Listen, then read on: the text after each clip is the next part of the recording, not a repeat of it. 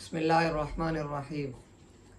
صورتوں کے شروع کے اندر مکی اور مدنی لکھا ہوا ہوتا ہے، اس کے بارے میں کون سا اصول ہے؟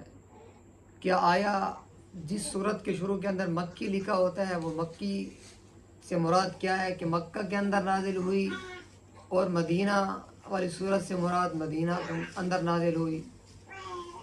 اس کے اندر ایک اصول یاد رکھیں، وہ یہ ہے کہ حضور صلی اللہ علیہ وسلم کی زندگی کے دو اہم دور ہیں، ایک دور ہجرت سے پہلے والا اور ایک دور ہجرت سے بعد والا۔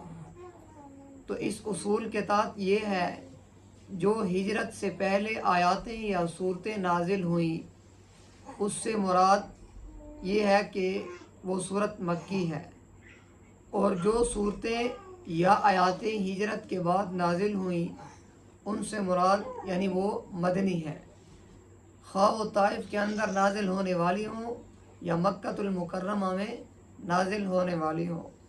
کچھ آیاتیں ایسی بھی ہیں جو حضور صلی اللہ علیہ وسلم جب مکہ کے اندر فاتحانہ انداز میں داخل ہوئے اس وقت یہ جو ہے نا کچھ آیاتیں نازل ہوئی، تو کیا وہ مکی کہلائیں گی یا مدنی؟ تو یاد رکھیں وہ مدنی کہلائیں گی۔ کیوں کہ ہجرت سے بعد نازل ہونے والی صورتیں ہیں۔ تو اصول اور قاعدہ یہ ہے کہ ہجرت سے پہلے نازل ہونے والی آیات اور صورتیں مکی ہیں، اور ہجرت کے بعد نازل ہونے والی آیاتیں اور صورتیں مدنی ہیں۔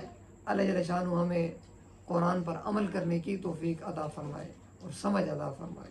آخر دعوانا الحمد للہ رب